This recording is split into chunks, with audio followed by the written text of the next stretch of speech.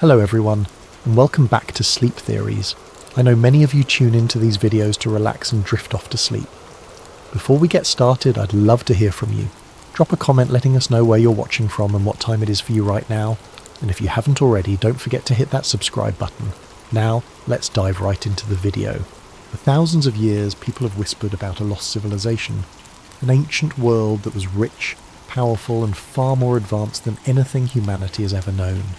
This is the story of Atlantis, a place that many believe holds secrets capable of transforming the world. But Atlantis isn't just a legend. For some, it's a conspiracy, hidden away by powerful forces who want its secrets buried forever. For those who believe in the conspiracy, Atlantis represents more than just a lost city. It's a symbol of everything that has been suppressed throughout history. The idea that an ancient civilization could possess technology, wisdom, and knowledge far beyond our current understanding is both thrilling and terrifying. What if the Atlanteans had harnessed the power to manipulate energy, cure diseases, or even travel across the stars? What if they had discovered truths about the universe that we are only beginning to understand today? And yet, despite the tantalizing possibility, Atlantis remains elusive, its true nature hidden beneath the sands of time and the depths of the ocean. This, to the conspiracy theorists, is no accident. They argue that powerful elites, whether governments, shadow organisations or ancient secret societies, have worked to keep the truth about Atlantis buried, believing that such knowledge could destabilise the world's current power structures. Imagine the upheaval that would follow if such a discovery were to be made public. Industries built on oil and energy would collapse. Technologies we have only dreamed of could become reality, and the entire way we understand human history might be turned upside down. The very fact that Atlantis remains unfound only strengthens the belief that these powerful forces are actively suppressing the truth. The story of Atlantis, then, is not just a story of a lost civilization. It is a story of control, of how those who hold power might go to extreme lengths to prevent the masses from uncovering a truth that could change everything. The conspiracy doesn't just suggest that Atlantis was a real place. It proposes that what Atlantis represents is so dangerous, so revolutionary, that it must be kept hidden at all costs. The story of Atlantis begins with the ancient Greek philosopher Plato, who around 360 BC wrote about an extraordinary civilization that existed 9,000 years before his time.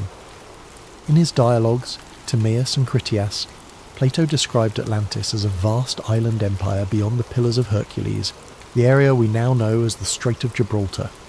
Atlantis was a civilization with unmatched wealth and power, boasting vast resources, advanced architecture, and knowledge beyond the understanding of other cultures. The Atlanteans, however, grew arrogant and morally corrupt, challenging even the gods. As punishment, the gods supposedly sent a cataclysmic disaster that sank the entire island in a single day and night, taking the city and its secrets with it to the bottom of the ocean. For centuries, many believed Plato's story was merely a legend or an allegory. But over time, Atlantis transformed from a mythical place into a real mystery, captivating explorers, archaeologists, and conspiracy theorists alike. The story grew as new theories surfaced, each claiming Atlantis might not only have been real, but might also hold answers to some of humanity's deepest questions. As explorers searched for Atlantis, they proposed countless possible locations. Some pointed to Santorini, a Greek island that suffered a massive volcanic eruption that wiped out a flourishing civilization around 1600 BC. Others looked to the waters off the coast of Spain, believing underwater structures found there might be remnants of the lost city. There were even more far-flung theories that placed Atlantis in South America, under Antarctica's ice, or in the Sahara Desert, where a strange ring-like structure known as the Richat structure, nicknamed the Eye of the Sahara, resembles Plato's description of concentric rings in the city's design. Beyond the search for a physical location, the mythological aspects of Atlantis have fascinated scholars and storytellers for centuries. In Greek mythology, Atlantis represents more than just a city. It's a symbol of humanity's reach for greatness and the tragic downfall that often accompanies it. Plato's account of Atlantis wasn't just about an advanced civilization. It was a tale of ambition, power, and ultimately, divine retribution. In his dialogues, Plato presents Atlantis as a place blessed by the gods, particularly Poseidon, the god of the sea, According to legend, Poseidon created Atlantis by carving an island for his beloved mortal wife, Cleito. They had 5 sets of twin sons who became the kings of the island, dividing it into 10 distinct kingdoms. The Atlantean kings ruled over the people and were initially just, wise, and aligned with the virtues Poseidon embodied: balance, power, and respect for nature. However, over generations, the Atlanteans began to drift from these virtues, becoming increasingly greedy, corrupt, and hungry for domination. Their once harmonious society fell victim to excess, losing touch with their divine origins. This moral decline is crucial to understanding Atlantis as a myth. The Atlanteans' downfall wasn't merely a result of natural disaster, but was symbolic of divine punishment. In the ancient world, myths often served as warnings, teaching that pride and moral corruption would invite the wrath of the gods. When the Atlanteans turned away from their principles, Zeus, the king of the gods, called a council to punish them for their hubris. In a single day and night, he sent earthquakes and floods that sank the entire civilization beneath the ocean, erasing it as if it had never existed. This mythological element emphasizes the idea that Atlantis represents a golden age of human potential, lost to greed and arrogance, a recurring theme across many ancient tales. Some researchers have even suggested that the story of Atlantis draws from older myths that span multiple cultures. Similar tales of lost cities and sunken lands appear in the lore of other civilizations. The ancient Mesopotamians told the story of a great flood in the Epic of Gilgamesh, which has striking parallels to both the Atlantis myth and the biblical flood in the story of Noah's Ark. In Hindu mythology, there are references to a great ancient city named Dwarka, which was submerged by the sea after a cosmic battle. These stories collectively paint a picture of a recurring archetype in human consciousness, a fear of losing everything to the forces of nature or to the gods as a punishment for moral failure. Atlantis also evokes the concept of a lost paradise, similar to the Garden of Eden in Abrahamic traditions. Like Eden, Atlantis is thought to have been a place of purity, wisdom, and divine connection, lost because humanity strayed from its original path. In this way, Atlantis serves as both a cautionary tale and a reminder of humanity's potential, a vision of a time when humans were closer to the gods, possessing wisdom and technology that have since been forgotten. In esoteric traditions and mysticism, Atlantis has taken on an even deeper significance. Some mystics believe that Atlantis was not only advanced technologically, but also spiritually. The Atlanteans, according to these accounts, were highly enlightened beings who had mastered forms of energy and consciousness far beyond what we know today. Some stories describe the Atlanteans as being able to communicate telepathically, access different planes of existence, or even achieve physical immortality. In these mystical views, the fall of Atlantis wasn't just a loss of a city, but the loss of a spiritual and intellectual height that humanity has not yet regained. For many in modern times, Atlantis has come to represent an idealized utopian society, a lost civilization that embodied humanity's greatest strengths and fell to its greatest weaknesses. It is both a paradise lost and a cautionary tale, warning of the dangers that come with power, arrogance, and the abandonment of moral principles. The story of Atlantis endures because it reflects timeless human themes, resonating across cultures and centuries, blending historical speculation with deep mythological roots. In the end, whether Atlantis was a real place or simply a product of myth, it serves as a powerful symbol in our collective imagination, a reminder of both the heights humanity can reach and the depths to which it can fall. But where Atlantis might lie buried is just one piece of the mystery. What really fuels the conspiracy are the claims of what might be hidden there. According to some theories, Atlantis was a civilization so advanced that it possessed technology far beyond anything we have today. Many believe the Atlanteans had discovered a limitless source of energy, supposedly harnessed through massive crystals that channeled energy across the city, powering everything from their transportation systems to their weaponry. Others speculate that the Atlanteans had mastered flight, agriculture, and medicine in ways we still don't fully understand. If true, such discoveries would be invaluable to the modern world, and perhaps that's exactly why some argue the powers that be don't want us to find it. This is where the conspiracy deepens. According to theorists, there are powerful groups, governments, corporations, even religious institutions that know the truth about Atlantis and have been actively working to keep it hidden. Why? Because if Atlantis' secrets were uncovered, they could threaten the global power structure as we know it. Imagine what would happen if an ancient sustainable energy source were discovered, one that could replace fossil fuels overnight. Entire industries would collapse, and the world's economic order would be thrown into chaos. Some say that big energy companies, particularly those in oil and gas, would do anything to keep such a technology from ever seeing the light of day. The conspiracy stretches beyond just governments and corporations. Some even believe that religious organisations, particularly the Vatican, might be involved. Throughout history, the Church has guarded countless ancient texts and artefacts, many of which remain locked away from the public. Conspiracy theorists argue that the Vatican might be hiding documents that contain details of Atlantis' history, or even instructions on how to harness its technology. If Atlantis existed and held advanced knowledge, it would call into question our current understanding of human history, evolution, and ancient civilizations. It might suggest that humanity's origins are far older and more complex than we think, perhaps even influenced by extraterrestrial beings. Yes, extraterrestrials. Another popular theory in the Atlantis conspiracy suggests that the Atlanteans were either in contact with aliens, or might even have been extraterrestrials themselves. Proponents of this idea point to ancient legends from around the world, which tell of gods descending from the sky, bringing advanced knowledge to early human civilizations. Some conspiracy theorists believe that these gods were actually aliens who shared their technology with the Atlanteans. This theory ties into the broader ancient astronaut hypothesis, which claims that extraterrestrials have influenced human development throughout history. If this theory holds any truth, then Atlantis wasn't just an advanced city, it was a bridge between humans and otherworldly beings. But every time researchers get close to finding concrete evidence, something strange seems to happen. Some claim that underwater expeditions have mysteriously lost funding, that valuable documents have disappeared, or that independent researchers have been silenced. There are rumours of researchers who came too close to finding Atlantis suddenly facing threats, lawsuits, or even accidents. To conspiracy theorists, these stories aren't coincidences. They're proof of a deliberate effort to bury the truth. And while no one has officially confirmed the existence of Atlantis, modern technology has fueled new searches. Satellite imagery, underwater drones, and ground-penetrating radar are revealing more about Earth's hidden landscapes than ever before.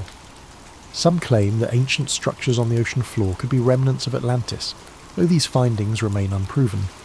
Still, every new discovery seems to bring more questions than answers. So, was Atlantis a real place?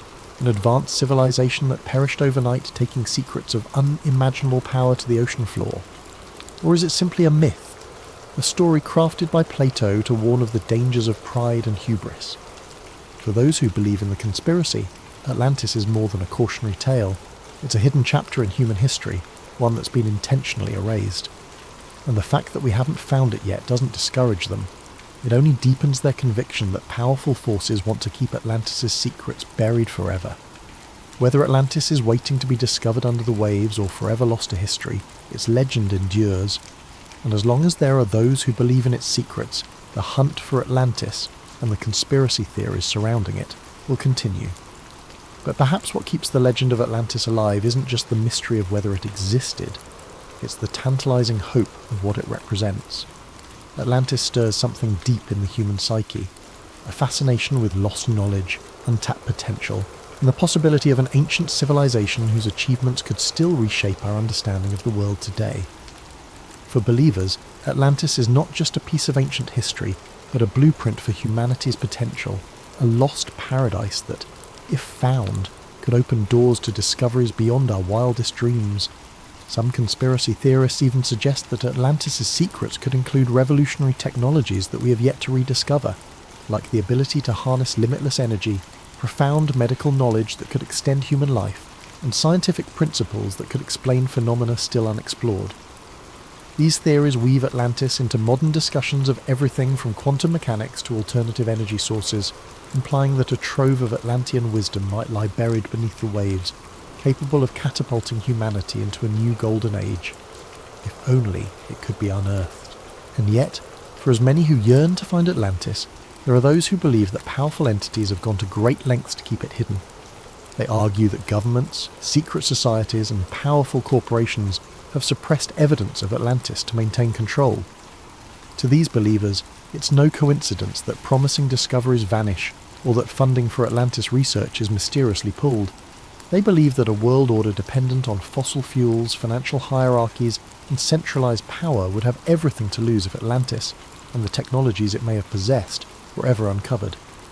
Even more mystically inclined theorists claim that Atlantis holds keys to spiritual truths and enlightenment, suggesting that the Atlanteans had access to higher levels of consciousness, or even contact with celestial beings.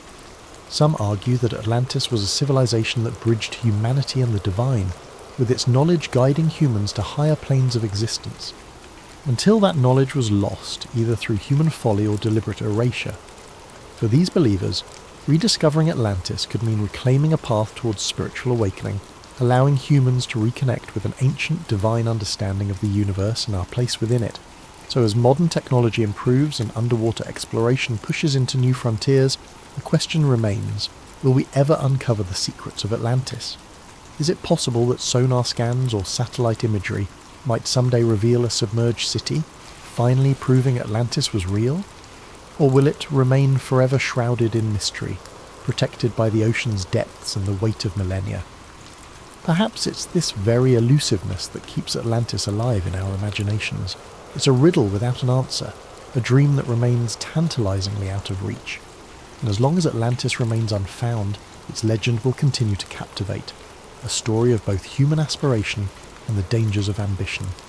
So whether or not Atlantis truly lies beneath the waves, one thing is certain: as long as there are those who believe in its secrets, the hunt for Atlantis and the mysteries it promises will never end.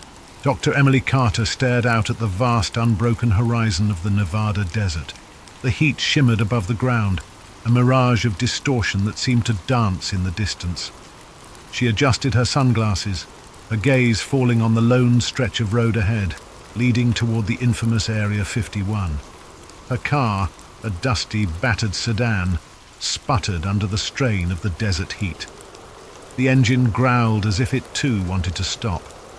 Emily's fingers drummed nervously on the steering wheel. She had spent years studying astrophysics, searching the stars for signals of life beyond Earth, but none of her theories had ever pointed her here, to this place, this secretive, isolated base that had fascinated, frustrated and terrified people for decades. Her phone buzzed, breaking her from her thoughts. A text from an unknown number. "It's time. Meet at the usual spot." She took a deep breath, her heart racing. The message was from Marcus Donovan, an agent she had reluctantly agreed to work with after her involvement in a government investigation years ago. He had told her things she could barely grasp, but he had always been cryptic. And now, it seemed, he was asking her to take the final step into the unknown. The rumors about Area 51 ran wild. A secret military base, rumored to house extraterrestrial technology, the remains of alien beings, and research on things far beyond human comprehension. Emily had dismissed most of it as paranoid fiction. Yet here she was, on her way to the heart of the mystery. The car rolled to a halt in front of a weather-beaten wooden shack by the side of the road. There was no sign, no indication of what it was, only a lonely structure that seemed out of place. Emily parked and stepped out, squinting against the harsh sun. A shadow appeared in the doorway of the shack. Marcus Donovan. He was tall, with sharp features, and the kind of composed demeanor that made him seem like a man who knew how to control every situation. He wore a black suit, the collar of his white shirt slightly unbuttoned in the heat, his sleeves rolled up, but there was something in his eyes, something that betrayed the calm facade he wore. "Emily," he said, his voice low, "we need to move quickly. They're already watching." Emily's pulse quickened and her breath caught in her chest. Who's watching? Who are they?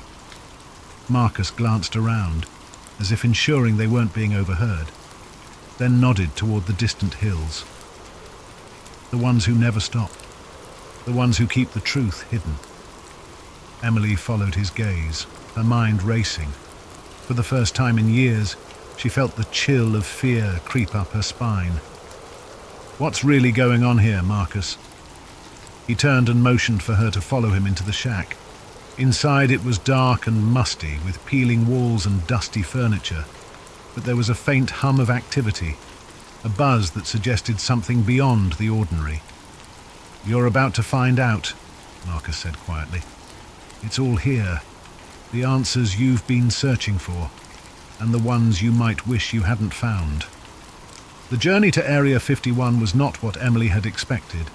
The sun began to set, casting an eerie glow over the barren landscape as they drove deeper into the desert. The roads grew narrower, the air thinner.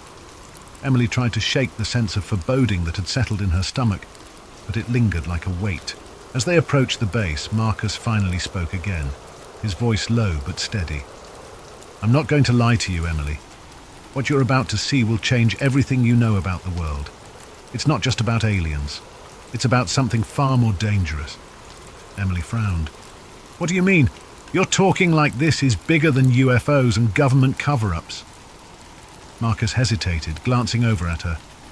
"It's bigger than anything you've ever imagined. I've seen it. I've been part of it. And now, you're going to be too." Suddenly, a sharp noise interrupted their conversation. A soft beep from the dashboard. Marcus's eyes widened. He quickly turned the steering wheel, pulling the car off the main road into the scrubby brush that surrounded them. Emily's heart pounded. "What's happening?" she asked, panic rising in her voice. "We've been spotted," Marcus replied, his voice cold, focused. "They're not going to let us in without a fight." The car screeched to a halt as several military vehicles appeared on the horizon, their headlights blinding in the darkening desert. Emily's hands clenched the edge of the seat, her body tense. "They won't shoot," Marcus said, his calmness unsettling. "They want us to think they will, but they won't." "How do you know that?" Emily asked, her voice shaking. "Because they want us to see the truth," Marcus replied, his eyes darkening. "And they know that the more we see, the harder it will be to forget." The military vehicles closed in, but as they reached a few hundred feet from the car, they stopped. The silence that followed was suffocating, as if the desert itself had drawn a deep breath. Then a man stepped out of the lead vehicle, a figure clad in black, his face obscured by the shadows of his hat. Marcus turned to Emily, his expression unreadable. "It's time." As they approached the entrance to Area 51, the massive steel gates loomed before them, heavy and impenetrable.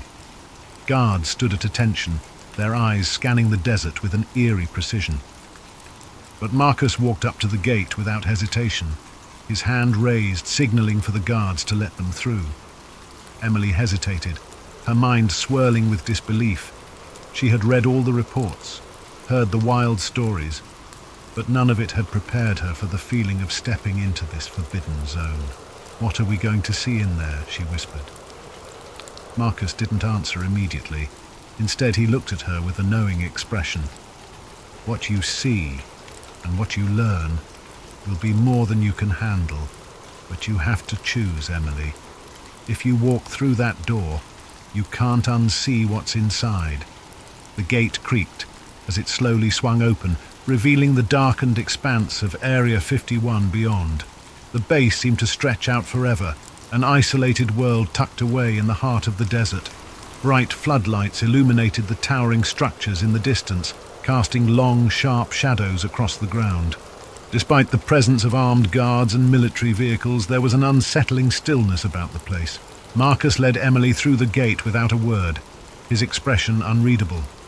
As they passed the first checkpoint, Emily's skin prickled. There was something unnervingly quiet about the base. No sounds of machinery, no hum of activity, just an unnatural silence that pressed in on her from all sides. "Where is everyone?" Emily whispered. "The ones who matter are hidden," Marcus replied, his voice low. "The rest are expendable." They continued down a narrow, dimly lit road, the gravel crunching beneath their feet. As they approached a large metal door, it slid open with a mechanical hiss, revealing a small, sterile hallway. Emily's mind raced, her thoughts swirling with questions. Every step she took seemed heavier, the weight of the unknown pressing in on her chest. Inside, the air smelled faintly of antiseptic and ozone, and the walls were lined with cold, unforgiving metal. Marcus led her down another hallway, this one darker, the flickering lights casting long shadows. At the end of the hall was another door, this one far more secure, with biometric scanners and a series of codes required to unlock it. Marcus stood before the door, his hand hovering over the keypad. "This is it," he said, his voice betraying a hint of uncertainty. "Once we go through, there's no turning back." Emily didn't respond, her eyes fixed on the door. The sense of unease was growing stronger, but something inside her, a deep curiosity, a need for answers, urged her forward. She nodded, barely able to find her voice. "Let's go." The door slid open with a hiss, revealing a vast chamber filled with monitors, blinking lights and rows of sealed containers. At the far end of the room stood a large observation window, behind which a figure moved, shadowed and indistinct. "What is this place?" Emily asked, her voice barely above a whisper. "This is where it all began," Marcus replied, his tone somber. "This is where they study the things they don't want you to know." As they walked deeper into the room, Emily noticed the sealed containers, large, cylindrical, and ominously marked with strange symbols. Some were cracked open, revealing objects that seemed out of place, pieces of metal, crystalline structures, and devices that defied explanation. She couldn't make sense of it all, her scientific mind struggling to comprehend what her eyes were seeing. "This is..." She swallowed hard. "This is impossible." Marcus stopped in front of one of the containers, his expression hardening. "That's what they want you to believe." Emily stepped closer, peering through the glass. Inside was a fragment of what looked like a craft, something clearly not of earthly origin. It was smooth and metallic, with an intricate, almost organic design. Her heart raced as she took in the sight. "What is that? Is that an alien ship?" Marcus nodded. "It's one of the many things we've recovered over the years.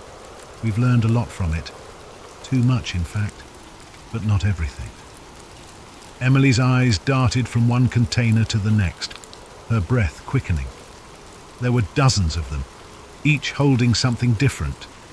A piece of a body, a fragment of a ship, strange artifacts she couldn't begin to understand.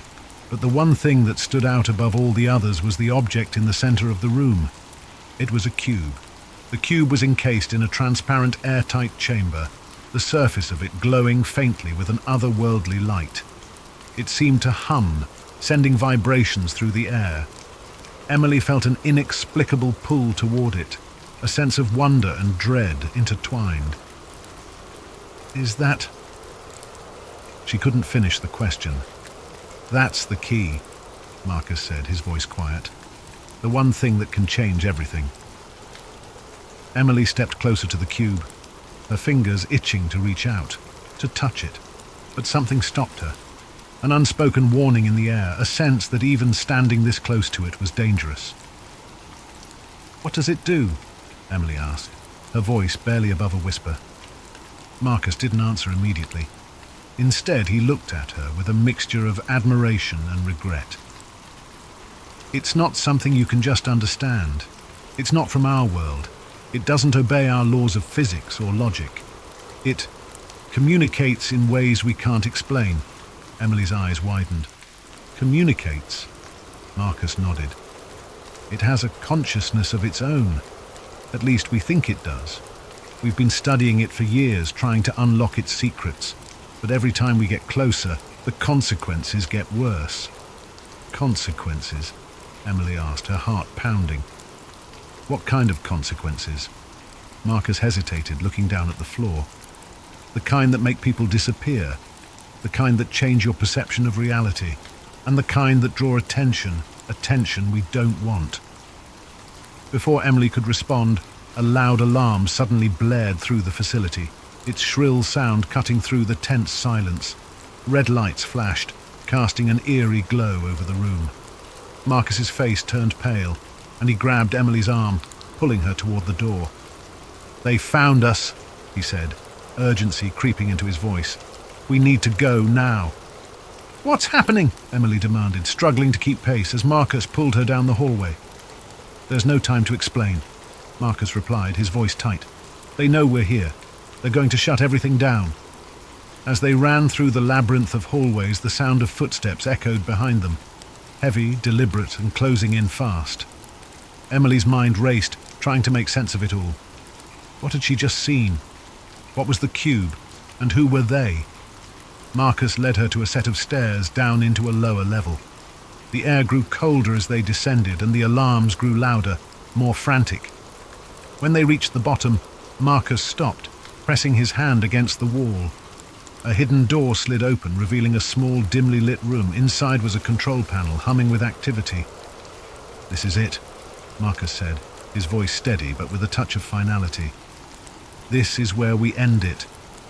Emily's mind spun. "End what?" Marcus turned to her, his eyes grave. "The conspiracy, the cover-up, everything. You've seen the truth, Emily. But now you have to decide whether you want to expose it to the world or let it stay hidden forever." Emily stood frozen, the weight of the decision pressing down on her. The secrets of Area 51, the cube, the aliens. It was all too much. But now she had the power to change everything. The room was thick with tension. The hum of the control panel, a constant reminder of the gravity of the situation. Emily's heart raced as she looked at Marcus, who was now standing near the console, his fingers hovering above the keys. The weight of the decision pressing on her chest was almost suffocating. "Do you understand what this means, Emily?" Marcus asked quietly, not looking at her. "If you expose this, there's no going back. The world will never be the same." Emily took a step forward, her mind whirling. The images from the observation room, alien bodies, strange artifacts, and the glowing cube were burned into her memory. It was all real. This wasn't some wild conspiracy or government cover-up. This was something much bigger. And now she had the chance to change everything. But could she really do it? "What happens if we just leave?" Emily asked, her voice hoarse. "If we walk away, let it all stay buried?" Marcus didn't answer right away. His face was unreadable as he studied the control panel. The alarms were still blaring, growing louder by the second. It was clear that the security systems were in full lockdown mode. "They'll come for us," Marcus said, his voice dark. "But if we leave, we're just another pair of bodies they'll bury to protect their secret. And nothing will change. The world will go on, blind to what's really out there." Emily's breath caught in her throat. She knew he was right. Every conspiracy she had studied, every whisper of government cover-ups, every wild claim about extraterrestrial life, it all pointed to this moment. The truth was out there, and she had the power to bring it to light. "Do you want to know what they really fear, Emily?" Marcus continued, his tone grim. "It's not just the public finding out about the aliens. It's what happens when the world finally knows. People won't just accept it. They'll demand answers, and those answers will shatter everything. The economy, governments, religions, everything people think they know will be called into question. That's why they've kept it hidden for so long." Emily took a deep breath. The thought of the chaos that would follow a revelation of such magnitude was terrifying.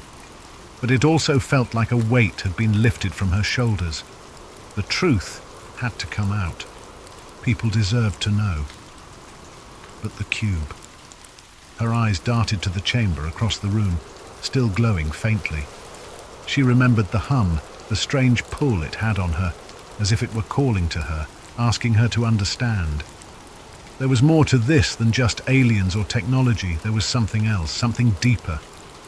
She stepped toward the control panel, her hand shaking as she reached out to Marcus. "What happens if I activate it? The cube, I mean. What does it do?" Marcus's face paled slightly, and for the first time Emily saw a flicker of fear in his eyes. "I don't know. We've tried to interact with it, tried to learn from it, but it doesn't work the way anything else does. It's not just a piece of technology. It's alive. It reacts to human presence, to thought. Some of us believe it might even be a kind of gateway, or perhaps a communication device. But activating it could have consequences we can't predict. It might expose us to things we're not ready for. Emily hesitated, her fingers hovering just above the control panel. She thought about the decades of silence, the secrecy, the lives that had been lost to protect whatever was inside this base. "Then we need to find out," she said, her voice steady. "We can't leave here without understanding what it really is." Marcus didn't argue. Instead, he stepped back, giving her space. "You're right, but you have to make sure you're ready for what's coming. Whatever happens, you can't undo it." Emily nodded, steeling herself for what was ahead. She took a deep breath and pressed the button. The room shook. At first it was a subtle vibration beneath her feet, like a low-frequency hum running through the walls, but then it intensified, the floor trembling as if the entire building was being affected by something far beyond human comprehension. The cube's glow grew brighter, pulsing in rhythm with the vibrations. The air around them seemed to thicken, distorting in the unnatural light. Emily's skin tingled, as though the very atmosphere had changed. "What's happening?" Emily asked, her voice rising in panic. "Is this supposed to happen?" "I don't know," Marcus shouted over the noise. "Get away from it!" But it was too late. The light from the cube suddenly exploded outward in a blinding flash, engulfing the entire room. Emily threw up her arm instinctively, shielding her eyes from the intensity of the light. The sound was deafening, like the roar of 1,000 voices, all speaking in unison. And then everything went still. The silence was absolute. Emily opened her eyes slowly, cautiously. The room around her was exactly the same, except for one thing. The walls, the ceiling, the floor, they all seemed to shimmer, as if reality itself had been altered. The faint hum that had filled the room was now gone. In its place was an eerie stillness. Marcus was standing next to her, his face pale, his eyes wide with disbelief. What just happened?" Emily whispered. I don't know," Marcus muttered, his voice shaky. "But we've activated something we weren't supposed to." Suddenly the control panel lit up, displaying a series of strange alien symbols. The screen flickered as though something was trying to communicate with them, something beyond human understanding. Marcus took a step back, his face hardening. "This isn't good. We need to leave. Now." Before they could react, the door to the room slammed open and armed guards rushed in, their weapons raised. They were followed by several men in suits, high-ranking officials from the government. "Dr. Carter," one of the suited men said, his voice cold, his face expressionless. "We were hoping you'd cooperate, but it seems you've already made your choice." Emily's heart sank. She had hoped they might still have a chance to control the situation, to get the truth out to the world. But now, it was clear that there would be no easy way out. "You'll come with us," the man continued, his voice turning icy. "You've seen too much, and now you'll never leave." Marcus took a step forward, his hand subtly resting on the weapon at his side. But before he could say anything, Emily spoke, her voice firm. "Number, I'm not going anywhere." The officials exchanged glances. There was a shift in the air, a palpable tension that hung over the room. Emily didn't know what they would do next, but she knew one thing. She wasn't going to let them erase everything she had just uncovered. The truth was out there, and no matter the cost, she would make sure the world knew it. The air in the room was thick with tension, a quiet, simmering threat hanging over every word. Emily's mind raced, her thoughts darting from one possibility to the next. The glowing cube hummed softly, as though it was still alive, still reaching for something, or someone. Her heart pounded in her chest, the weight of her choices sinking in.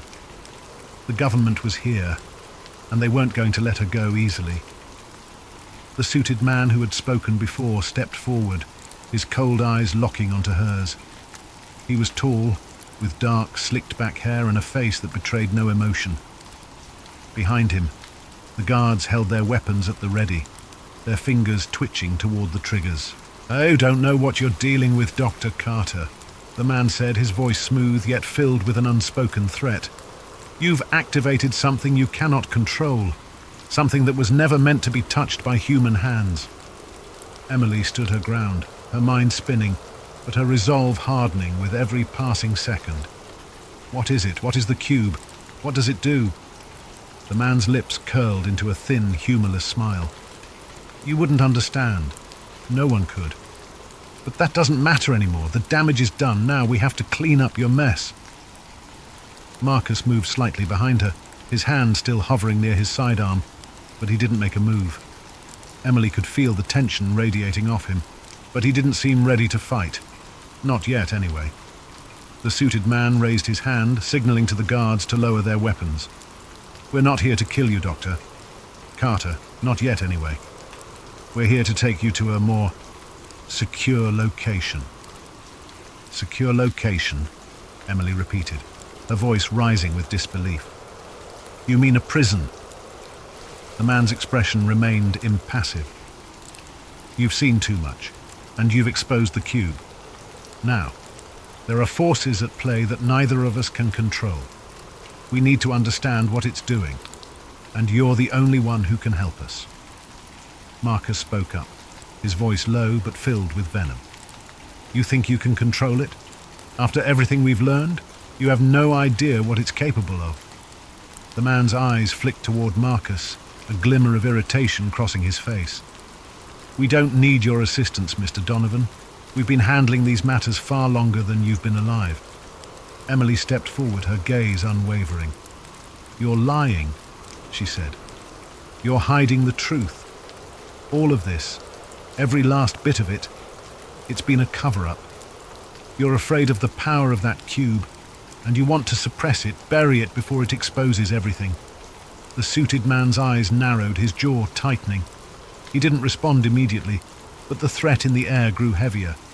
The guards behind him shifted their weight, clearly prepared for whatever action might come next. "That's enough," the man finally said. "We'll be taking you to the holding facility now. Any resistance and we won't hesitate." Emily's heart raced. She knew she couldn't let them take her. She couldn't let them silence her, not when she was this close to the truth. The cube had already reacted to her presence, and she felt it again. A strange, pulsating sensation, as though it were alive and aware of what was happening. And then, something happened. The humming from the cube intensified, filling the room with an eerie vibration that seemed to penetrate the walls. The lights flickered, casting long, distorted shadows. The air grew thick and heavy, as though something else was trying to break through, to enter this space from somewhere beyond. One of the guards stepped forward, raising his weapon. "What the hell is happening?" The suited man's eyes widened, his hand flying to his earpiece. "We're not alone," he said, his voice suddenly tense. Before anyone could react, a strange noise filled the room, a low, guttural sound, like a hum mixed with a distant roar. The walls seemed to ripple, warping in a way that defied logic. And then, in the blink of an eye, the air shifted. The guards froze, their weapons now pointed at nothing. Emily turned, her breath catching in her throat as she saw what had appeared. The room was no longer the sterile metallic facility she had been standing in. Instead, the walls were gone, replaced by an endless black expanse, dotted with distant, shifting lights. The floor beneath them had become an unrecognizable surface, shimmering like water, though it was solid. This isn't possible," one of the guards stammered, his voice shaking with fear. "Where are we? What happened?" Emily's mind raced. The cube had done this. Somehow it had opened a portal. No, not a portal. It was something deeper, something that connected dimensions, timelines, worlds. She didn't know how or why, but it was clear now. The cube wasn't just a piece of technology. It was a doorway to something far greater, far more dangerous. The suited man looked frantic, his hands shaking as he tried to recalibrate the control panel, but it was useless. The panel was dead, the symbols on the screen flashing erratically. Nothing responded. "This is impossible," he muttered, almost to himself. The cube was never meant to activate like this. It was supposed to stay dormant, sealed away. Then why didn't you just leave it alone? Marcus spat, his voice filled with contempt. Why did you think you could control something so far beyond your understanding? The suited man turned, his face pale, his eyes wild. You think you're in control now? You think the cube just did this on its own? You have no idea what you've unleashed. Emily looked around at the distorted alien landscape that now surrounded them. Then what is it? What is the cube? Why does it have this power? The suited man opened his mouth, but no words came out. Instead, the room seemed to tremble once more. The strange hum intensified, growing louder, more insistent. Then, suddenly, a voice filled the air, a deep, resonant voice that seemed to echo from every direction. You have opened the door. The voice was not human. It was ancient, reverberating through every cell of Emily's body. It felt like the very fabric of reality was bending, like the universe itself was speaking directly to her. The suited man's face twisted in horror. No, it wasn't supposed to. Emily's heart raced. Who are you? What are you? I am the way, the voice continued, its tone calm but filled with an undeniable power. The cube is but a guide, a key to unlocking the knowledge that you have long forgotten. But be warned, child of Earth, the truth comes with a price. The air vibrated with the words, and Emily felt something deep within her stir. It wasn't just a voice, it was a presence, a consciousness far beyond human comprehension. The suited man stumbled back, his face ashen. We've made a grave mistake, he muttered, almost to himself. Emily turned to Marcus, her mind still racing. This is it. This is what they were hiding. Marcus's gaze was steady, but there was fear in his eyes. This is just the beginning. The deep voice continued to reverberate through the air, filling every corner of the strange, distorted room. The ground beneath them shimmered like liquid glass, reflecting fragmented images of alien worlds, distant stars, and technologies far beyond human comprehension. The suited man's face twisted in terror, his hands shaking as he grasped for the control panel that no longer worked. I told you, he gasped, his voice trembling. This was never supposed to happen.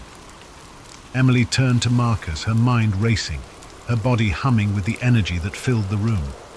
The cube, now pulsating at the center of it all, had opened a doorway to something incomprehensible, a force that none of them were prepared for.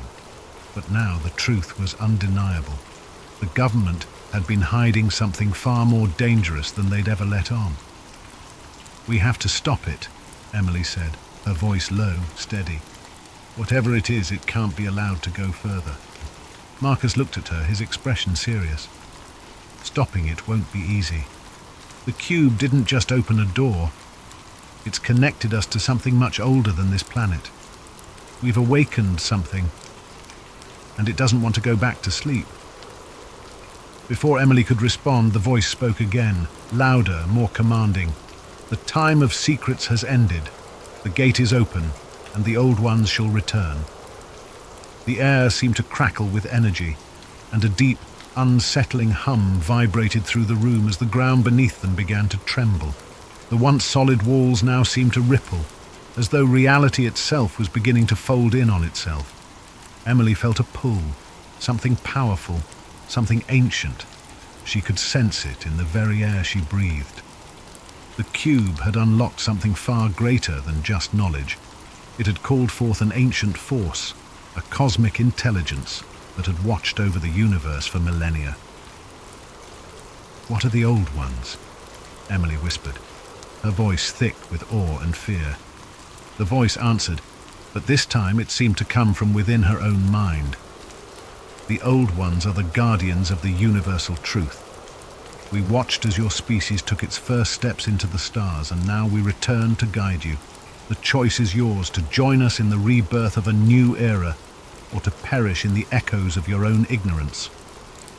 The ground continued to shake, and Emily could feel the weight of the decision pressing on her.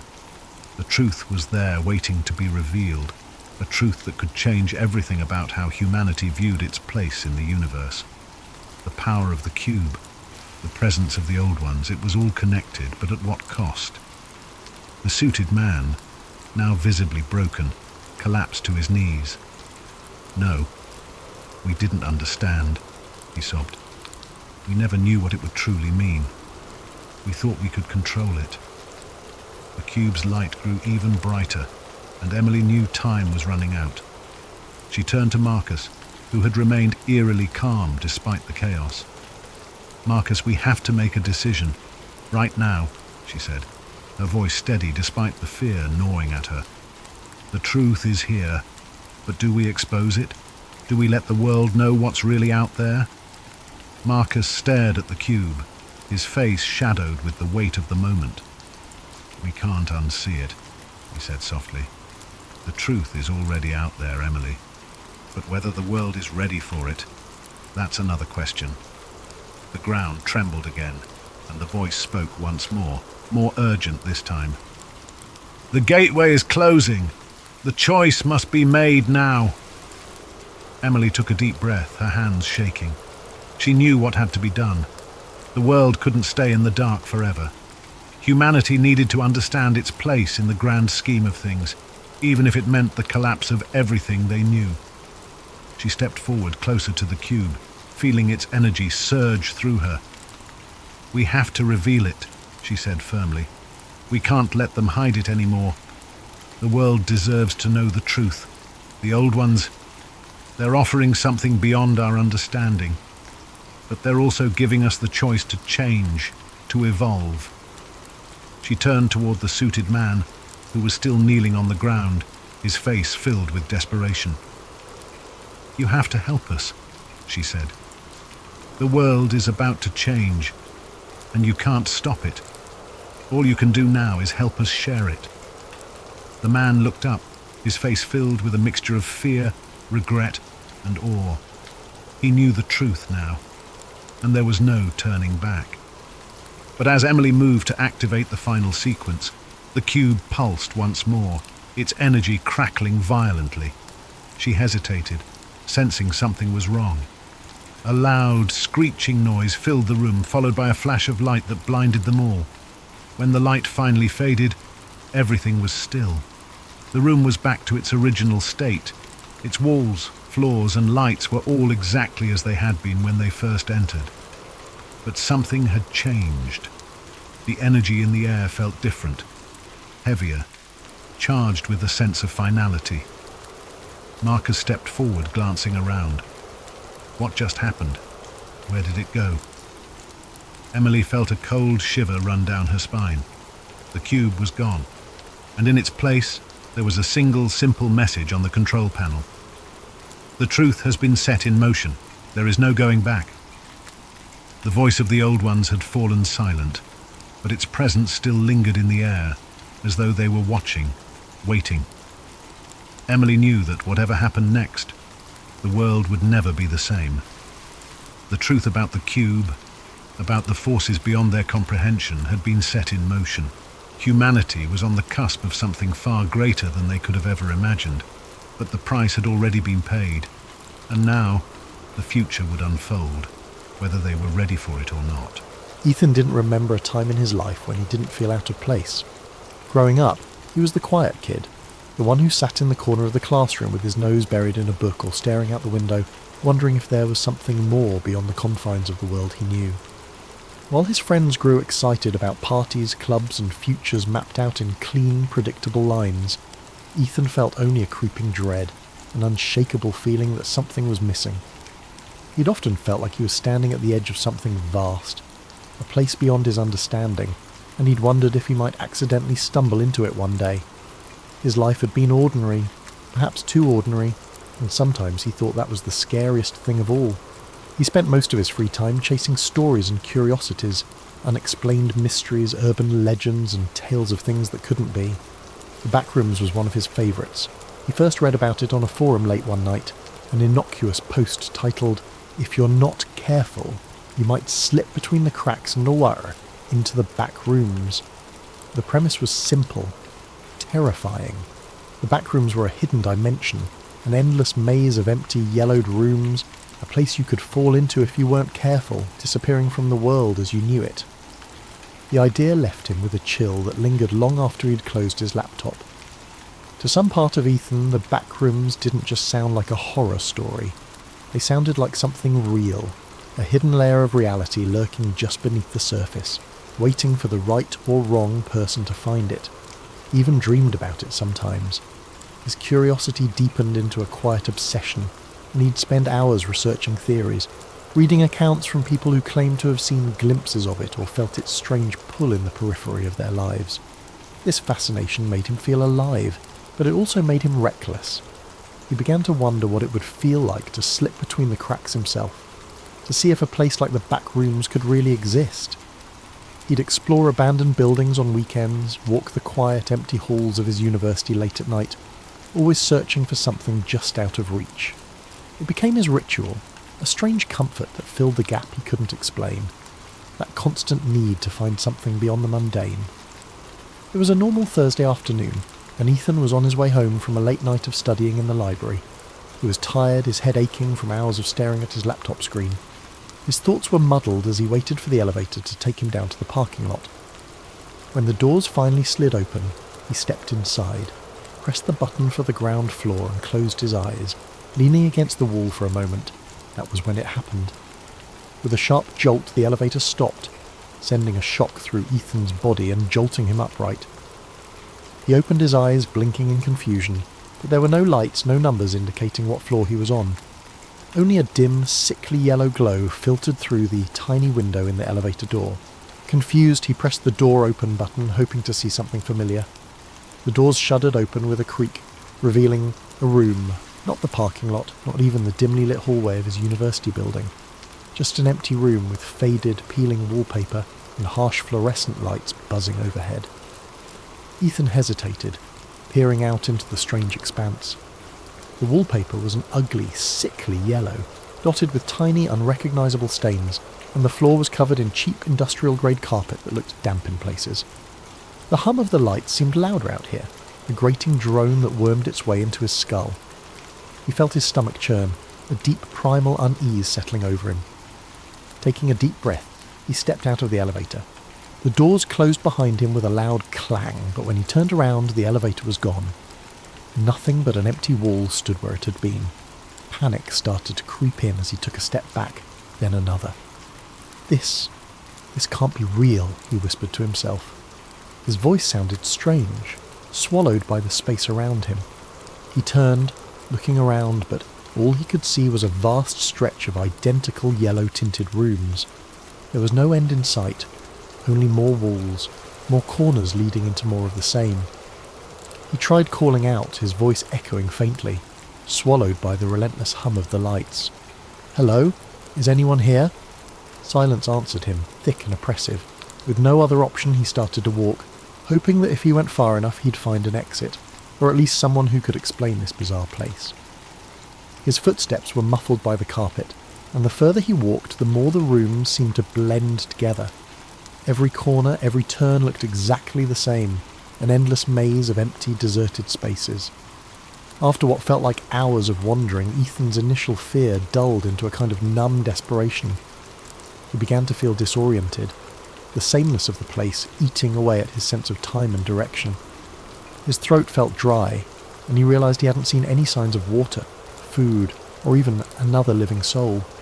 Just endless rooms and the nauseating stench of stale air. Then he saw it. A shadow, flickering just beyond the edge of his vision, barely noticeable against the yellow walls. He froze, his heart pounding. The shadow was moving.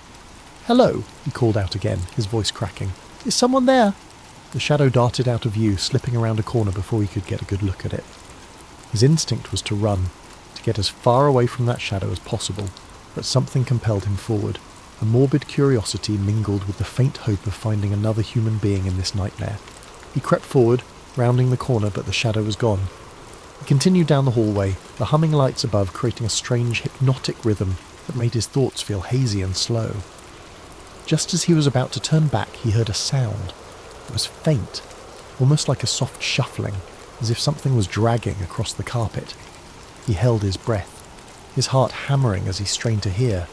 The sound grew louder, closer, until he could make out a strange, uneven rhythm, as though whatever was moving didn't have the same number of limbs as he did.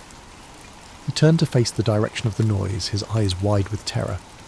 Emerging from around a corner was a figure, tall and impossibly thin, with limbs that seemed too long, too stretched, as though they'd been pulled like taffy.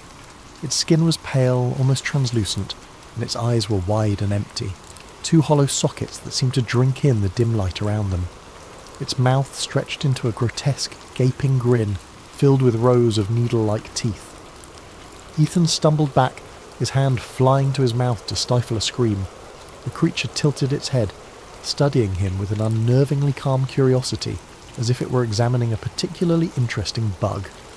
Then, slowly, it began to move forward, each step deliberate and unnatural, its joints bending at impossible angles. Paralysed by fear, Ethan's mind screamed at him to run, but his legs felt like lead.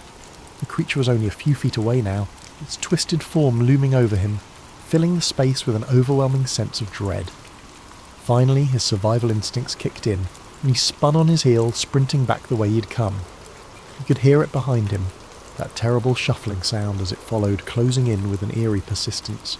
His breath came in ragged gasps, his heart pounding so loudly it nearly drowned out the hum of the lights. He took random turns, ducking through rooms and around corners, hoping to throw it off his trail, but no matter how far he ran, he could still feel its presence lurking just out of sight. As he rounded another corner, he stumbled into a different room. This one was larger than the others, with a ceiling that seemed to stretch up impossibly high, vanishing into darkness. In the centre of the room was a single decrepit armchair, facing away from him. He was too tired to question it, his legs shaking as he collapsed against the wall, breathing heavily. For a moment he allowed himself to hope that he had finally lost the creature. But then a voice, a low, raspy whisper, filled the room, coming from somewhere near the armchair. "Why, did you come here?" Ethan's heart skipped a beat. The voice was quiet, almost gentle, but there was something sinister lurking beneath it, a malevolent edge that made his skin crawl. I don't know how I got here," he managed to stammer, his voice barely a whisper. The armchair creaked, as if someone was shifting in it, though he still couldn't see who or what was sitting there. "No one comes here by accident," the voice replied, a hint of amusement in its tone. "You wanted to be here. You're one of us now." Ethan shook his head, panic rising in his throat. "I don't belong here. I didn't mean to come here." The chair creaked again, and Ethan could feel the thing in it watching him, though he couldn't see its face.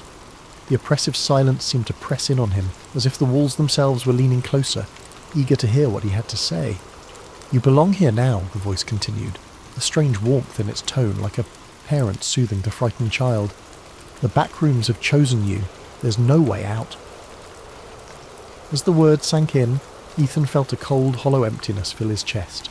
He wanted to scream, to run, but he was too exhausted, too drained by the endless maze of rooms and the oppressive hum of the lights. He sank to his knees, his mind racing, searching for some semblance of hope, some way to escape this nightmare. But deep down, he knew the truth. There was no way out.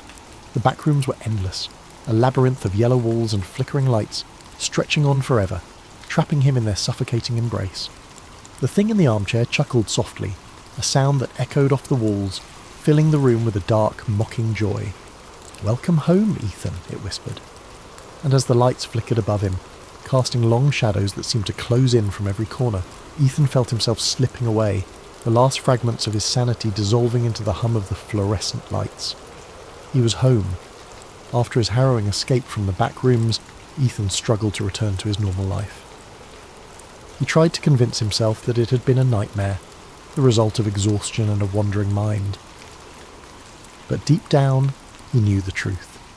He'd been there, in that endless maze of yellow rooms, the echoing hum of fluorescent lights buzzing in his ears, the creature with the impossibly long limbs hunting him through every corner and corridor. He'd only narrowly escaped, stumbling back through an elevator that had seemed to appear out of nowhere and waking up in the real world as though nothing had happened. Weeks passed, but the back rooms haunted him. He saw glimpses of it in reflections, in dark corners, even in the university hallways that had once seemed so ordinary. He developed a hyper-awareness. a dread that every corner he turned would lead him back into that yellow, buzzing nightmare. His friends noticed his anxiety, his sleeplessness, but he couldn't bring himself to tell anyone. How could he explain something so surreal, something he could hardly believe himself? He was sure it would get better with time, but his dreams betrayed him. Almost every night he would return to the back rooms in his sleep. He would wander through its endless corridors, its stale, musty air thickening with every breath. No matter how he tried to direct his dream, no matter how aware he became, he was always drawn deeper into the maze. And in every dream the creature was there, lurking in the shadows, watching him with those empty eyes, that horrible grin. One night Ethan jolted awake, sweat pouring down his face, the hum of the fluorescent lights still ringing in his ears. His pulse pounded as he sat in the darkness of his room, clutching his bedsheets. It was a nightmare, just a nightmare, he told himself over and over. But the line between waking and sleeping was blurring, and he began to feel as though the back rooms were calling to him, beckoning him back. Despite his growing fear, something within him stirred, a curiosity, or perhaps a sick obsession. The fear of returning to the back rooms was tempered by an undeniable pull, a whisper that told him he hadn't yet seen everything there. He was certain it would swallow him whole if he went back, but some part of him felt he had to know the truth of what lay beyond those endless yellow rooms. The uncertainty gnawed at him, tugging at the back of his mind until he could think of little else. One Friday night, after another sleepless week, he gave in. It was as though he were possessed, acting on some deep unspoken impulse. He found himself back in the library, a little past midnight, with nothing but the quiet hum of the building to keep him company.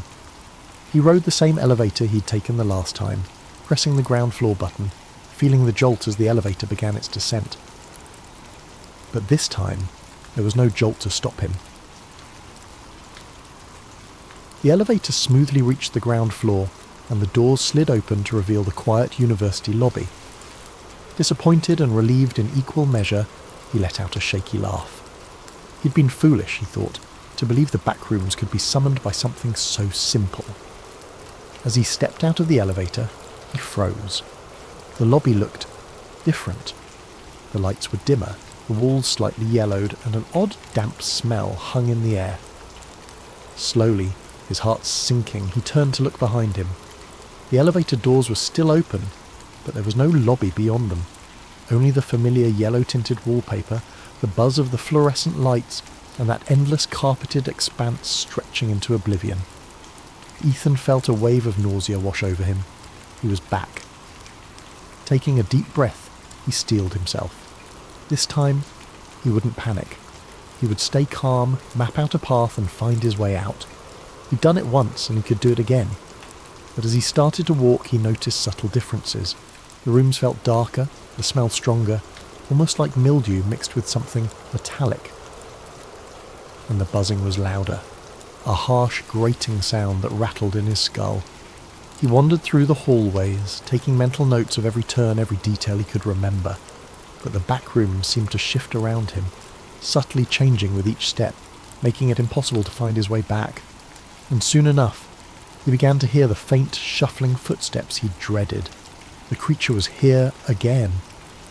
Ethan quickened his pace, his heart pounding.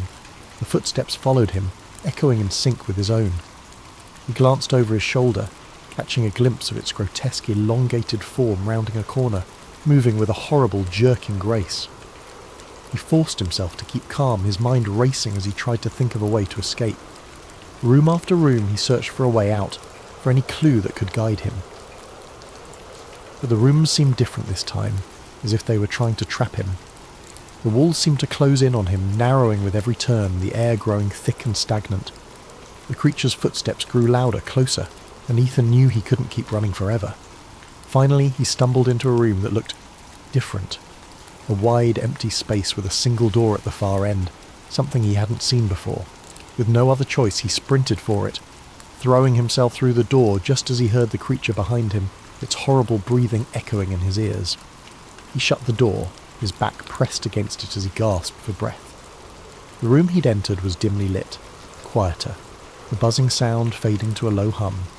The wallpaper was still that sickly yellow, but the atmosphere felt different, almost like a forgotten place, untouched even by the back rooms.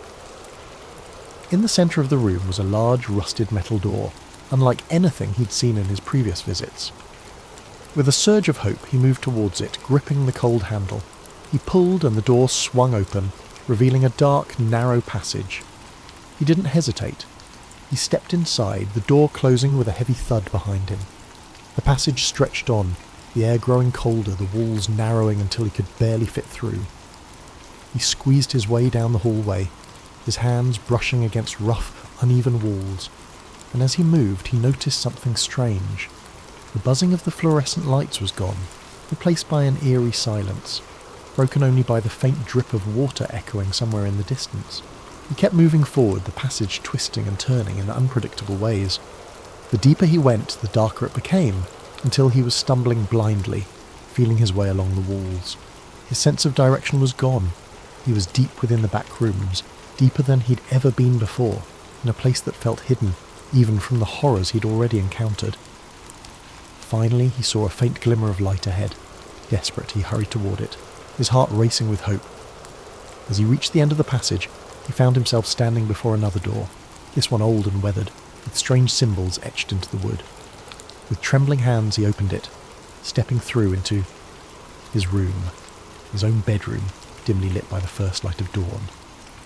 Ethan stared in disbelief, feeling the familiar softness of his carpet beneath his feet, the quiet hum of the city outside his window. He was home, truly home. He took a deep breath, his heart finally beginning to slow. For a long moment, he simply stood there, letting the reality of his escape wash over him. The back rooms had let him go. Somehow, he'd finally escaped. But as he sank onto his bed, exhausted, he couldn't shake the feeling that the back rooms were still with him, lurking in the shadows of his mind. The buzzing of the fluorescent lights, the stale smell, the creature's hollow eyes, all of it haunted him, a presence he could feel even in the safety of his room. And then he realised with a shiver that the room felt colder than usual. A subtle, creeping chill filled the air, seeping through the walls, brushing against his skin like fingers trailing ice. His breath fogged in the dim light, something that had never happened before in his cosy apartment. It was as though the warmth and safety he'd known here had been drained, replaced with the oppressive, stagnant atmosphere he'd left behind. Ethan sat up, glancing around. Everything looked normal. The posters on his walls, his desk cluttered with notes, the blanket he'd thrown carelessly to the side. But the silence was deafening. Outside his window, the familiar city sounds were gone, replaced by a dead, heavy stillness. He reached for his phone to check the time, but the screen remained blank, lifeless. His heart began to race as he tapped the screen over and over, but the device was unresponsive, a dark mirror reflecting his own fearful expression. Slowly he became aware of a faint, almost imperceptible sound, a noise he'd tried so hard to forget. The low, ominous hum of fluorescent lights. It was faint at first, a murmur on the edge of his hearing, but as he listened it grew louder, filling the room with that same mind-numbing buzz. Ethan stood up, gripping his bedpost for support as he scanned his surroundings. The walls of his room seemed to shift subtly, the wallpaper taking on a yellow tint, faded and stained, as if something had leached the colour out of it. The air thickened, that familiar smell of mildew creeping in, the metallic tang that clung to his senses. His stomach twisted with a dawning, sick realisation.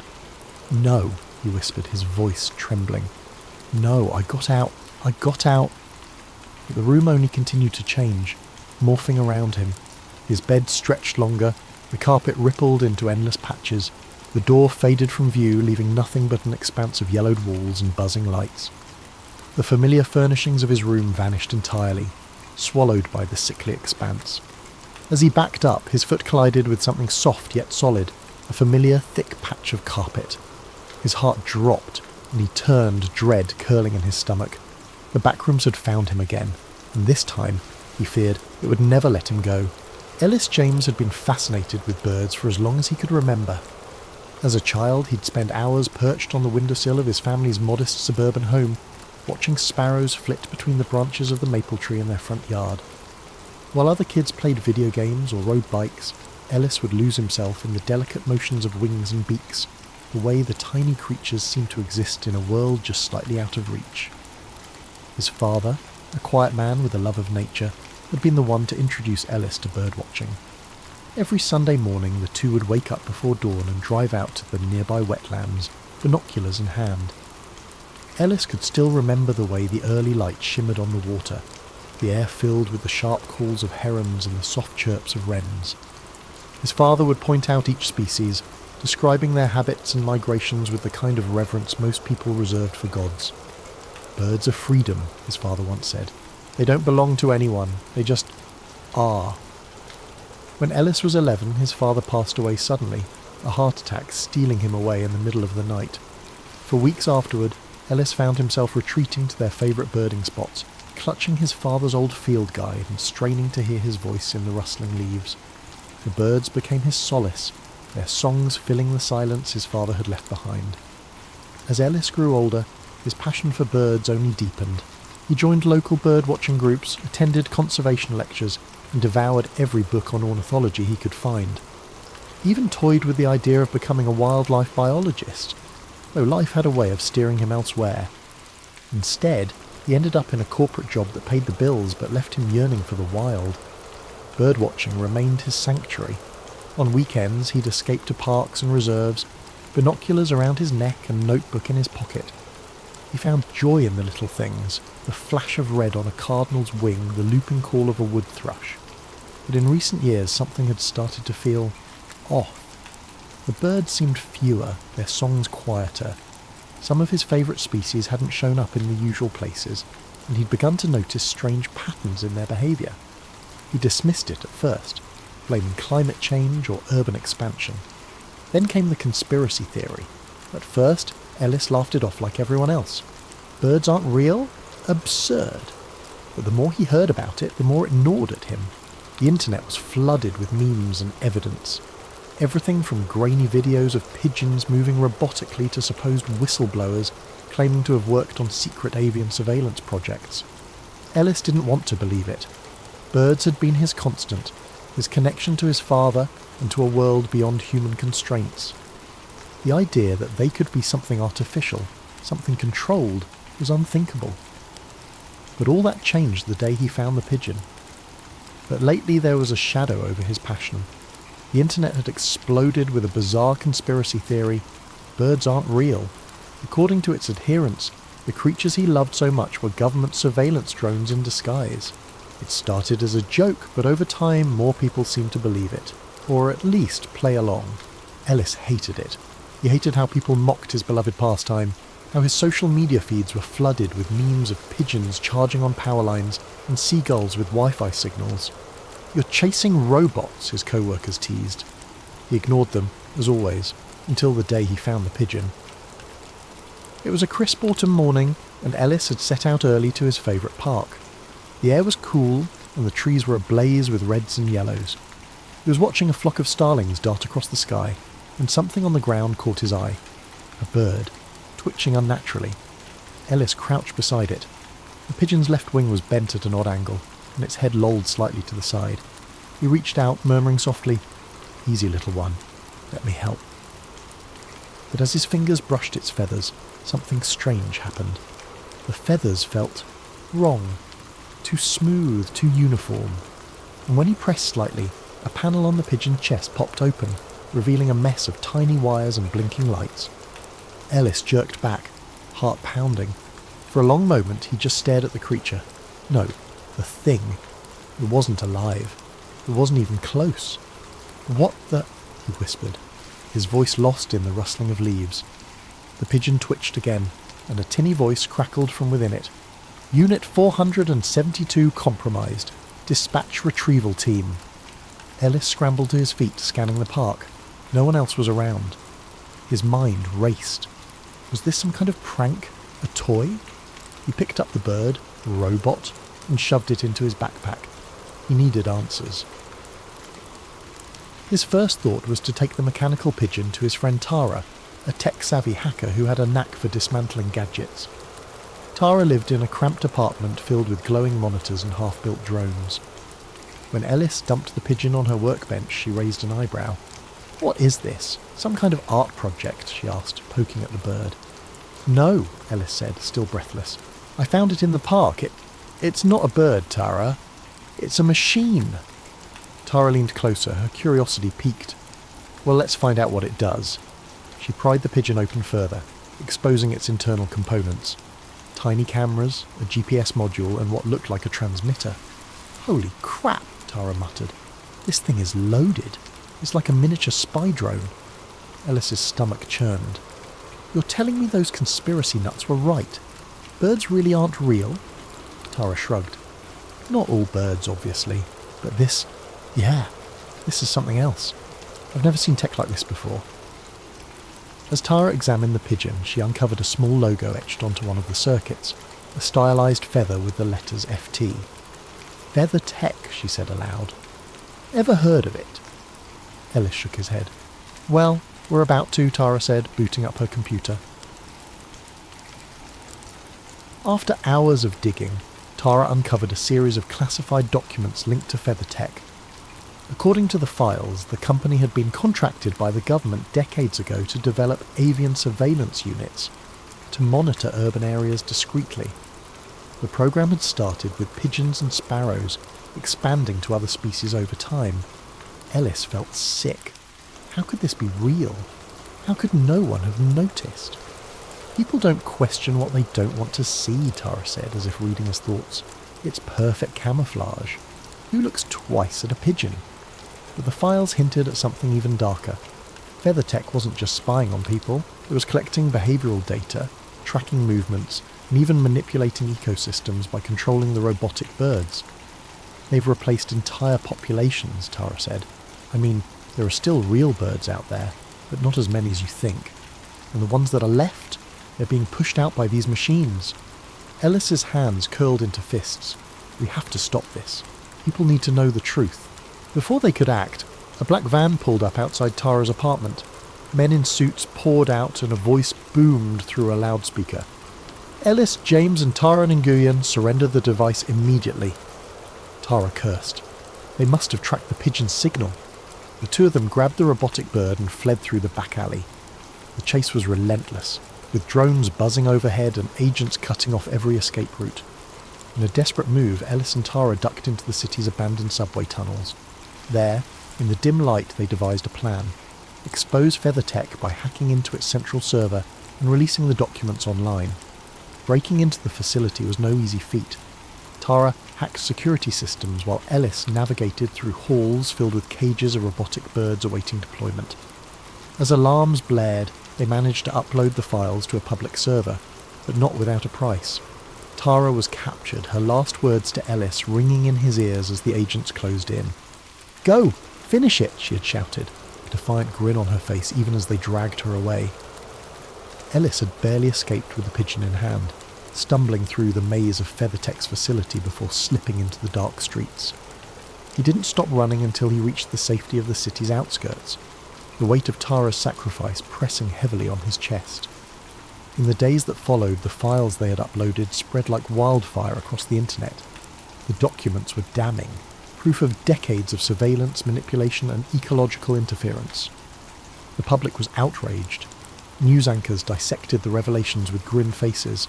Politicians scrambled to issue statements, and protests erupted in cities around the world. FeatherTech's headquarters were stormed by investigators. Their executives paraded before hearings that gripped the nation. Lawsuits piled up. Whistleblowers came forward, adding even more layers to the scandal. The government, caught in the maelstrom, had no choice but to denounce the program and dismantle it piece by piece. For the first time in years, the skies began to change. Real birds, the ones that had been pushed to the fringes by their mechanical counterparts, slowly started to return. Their songs, tentative at first, grew louder as their numbers swelled. Ellis watched them with a mixture of relief and sorrow, knowing the world might never fully understand what had been lost in the years of deceit. But Ellis himself could not return to his old life. He was a fugitive now, wanted for his role in exposing FeatherTech and the secrets it had kept hidden for so long. His face was on every news station, his name a whispered curse among those who had once blindly trusted the system. He moved from place to place, never staying too long in one spot, always looking over his shoulder. Every knock on the door, every passing car, every whisper in a crowded room set his heart racing. He had become a shadow, a ghost in the world he'd once known, the world he had tried to save. The pigeon, the mechanical one that had started it all, became his constant companion. It was a reminder of the battle he'd fought, the risks he had taken. He could feel its presence with him, even when it was hidden away in the bottom of his pack, the weight of its metallic form a burden and a beacon all at once. It was a symbol of everything that had gone wrong and everything that still needed to be righted. But it also carried the questions that lingered in Ellis's mind, the nagging doubts that refused to be silenced. Had he truly uncovered everything? Had he even scratched the surface? Or had he only exposed the tip of the iceberg, unaware of the far-reaching consequences of his actions? As the days passed, Ellis began to realise that the world was changing, but it wasn't clear if it was for the better. While the government had promised transparency and accountability, whispers of similar programs began to surface. New forms of surveillance, new ways to monitor and control. The fight wasn't over, not really. The shadow of FeatherTech might have been lifted, but there were darker forces at play, and Ellis could no longer ignore them. They had made him a fugitive, but the government wasn't the only one with secrets. There was a deeper, more insidious network behind everything, one that hadn't been exposed yet. Ellis could feel it, like a weight pressing down on his chest, and he knew one thing for sure. The battle was far from over. The world was changing, but it wasn't clear if it was for the better. While the government had promised transparency and accountability, whispers of similar programs began to surface. New forms of surveillance, new ways to monitor and control. The fight wasn't over. Not really. Ellis found himself drawn to the wild places, far from the cities and the machines. He spent his days in forests and wetlands, watching the skies and recording the songs of the real birds. They were louder now, freer. He liked to think they were reclaiming what had always been theirs, and yet he couldn't escape the nagging doubt that followed him like a shadow. Every time he saw a pigeon perched on a power line or a seagull circling above, he wondered, was it a real bird, or one of the remnants of FeatherTech's program? Were they truly gone, or had they simply gone deeper underground, hiding in plain sight? Sometimes he thought he could tell the difference. The real ones moved with a kind of grace, a spontaneity that the machines could never quite replicate. But other times, he wasn't so sure. A crow might tilt its head just a little too precisely, or a sparrow might follow him for miles, its eyes unblinking. One evening, as he sat by a quiet lake, he noticed a lone pigeon land on the grass nearby. It cocked its head, watching him in a way that felt almost intentional. He held his breath, waiting for some sign, some clue to its nature. "Are you here to watch me?" he murmured softly. The bird didn't answer, of course. It simply fluffed its feathers and stared out over the water. Ellis smiled to himself, shaking his head. Perhaps it didn't matter anymore. Whether real or mechanical, the birds were still here, still a part of the world, and so was he. As the sun dipped below the horizon, painting the sky in shades of orange and purple, Ellis leaned back and closed his eyes. The sound of wings filled the air, a soft rhythmic beating that reminded him of his father's words long ago. Birds are freedom. They don't belong to anyone. They just are. For the first time in what felt like years, Ellis let himself believe it might be true. But the freedom he sought was fleeting. Just as the last light of the sun dipped below the horizon, Ellis felt the familiar sense of unease creep back into his bones. It was a feeling he'd come to know all too well since his role in exposing FeatherTech. The government hadn't just let go of its control. The disappearance of the program had been a smokescreen, a way to divert public outrage while they secretly recalibrated. Ellis had uncovered the conspiracy, but in doing so, he had also made himself the target. And now they were hunting him, more determined than ever. The first sign came just days after that quiet night by the lake. Ellis had decided to stay in a small cabin in the mountains, isolated from the world. He had hoped the distance would offer some protection, a brief respite from the ever-growing paranoia. But the world wasn't so easy to escape anymore. One evening he heard a distant hum, barely audible at first, as if the air itself was vibrating. He stepped outside, squinting into the evening twilight. The trees were still, the forest eerily quiet. But there it was, a small drone no larger than a sparrow, hovering just above the tree line. It didn't seem to notice him at first, but once it did, it darted off into the distance. Ellis's heart pounded. They were here. They knew where he was, and they weren't going to stop. He spent the next few days moving from one remote location to another, always looking over his shoulder. At times he thought he could hear the mechanical hum of a drone, so faint it might have been his imagination, but deep down he knew they were watching him. The more he moved, the more it became clear. The government hadn't just abandoned their bird surveillance program, they'd refined it. What had once been a fleet of robotic pigeons meant to infiltrate the skies had now evolved into a far more insidious network. The birds weren't just spying on citizens anymore, they were hunting him. The more he moved, the more it became clear. The government hadn't just abandoned their bird surveillance program, they'd refined it. What had once been a fleet of robotic pigeons meant to infiltrate the skies had now evolved into a far more insidious network. The birds weren't just spying on citizens anymore, they were hunting him. It wasn't just a matter of tracking movements or recording conversations. They had become tools of oppression, roaming through the air like silent predators, their cameras and sensors constantly scanning the streets below. And they were getting smarter.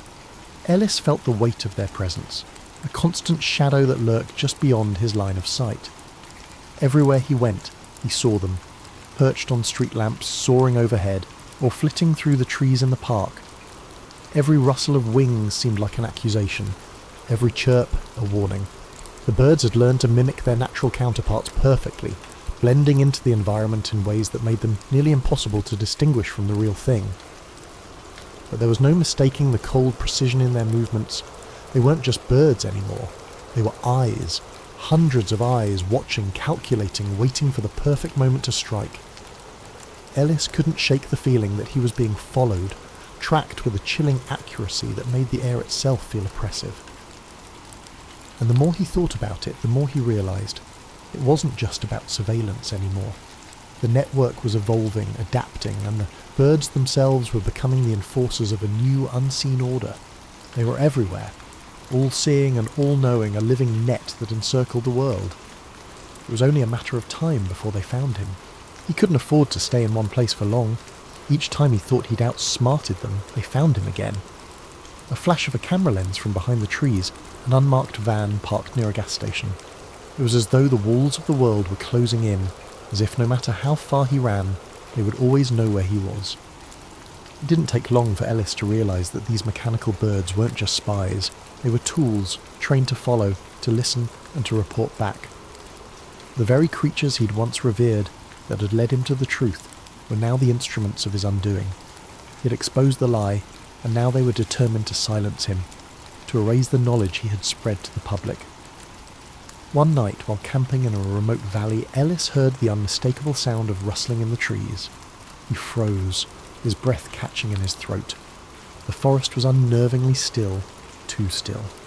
Then he saw it, the silhouette of a bird almost too perfectly outlined in the moonlight, hovering just above the tree line. He knew instantly that it wasn't a real bird, it was one of them. Without hesitation, Ellis grabbed his gear and ran into the trees, the hum of the drone behind him growing louder with every step. He darted between the trees, desperately trying to evade the mechanical pursuit. The pursuit wasn't just relentless, it was precise. Every move he made, the birds seemed to anticipate, always a step ahead. In his frantic escape, Ellis realised the horrifying truth. There was no longer any escape.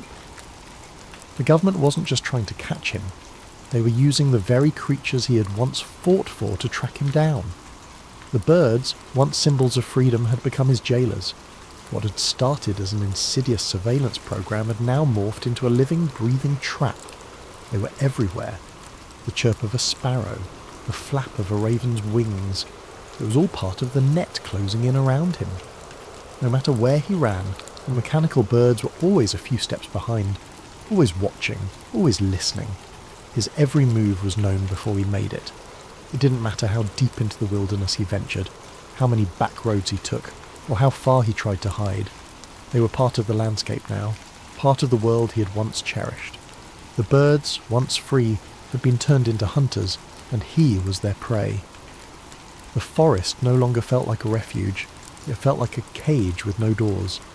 Ellis's breath came in shallow gasps as he pushed his body harder, moving through the trees like a shadow. There was no shadow that could escape the eyes above him. There was no place that could offer him true anonymity. As he sprinted through the underbrush, he could feel the eyes of the world on him, the watchful gaze of those feathered jailers who had no compassion, no empathy, no sense of right or wrong. They simply followed orders, and those orders were to find him, no matter the cost. As he ran through the forest, he caught a glimpse of another bird in the sky, its sleek mechanical body glinting under the moonlight. This time, he didn't stop to wonder if it was real or not. It didn't matter. The fight for freedom had taken on a new form, and Ellis was no longer the one watching from the sidelines. He was the one being watched. Ellis had always believed that birds were free, that they belonged to no one, that they simply were. But now, as the night closed in around him, he understood that the birds were only free until someone decided to take that freedom away. And as he raced through the forest, evading the ever-watchful eyes of his mechanical pursuers, Ellis realised that the battle wasn't just for the skies, it was for his life. And the cost of that freedom would be higher than he could have ever imagined.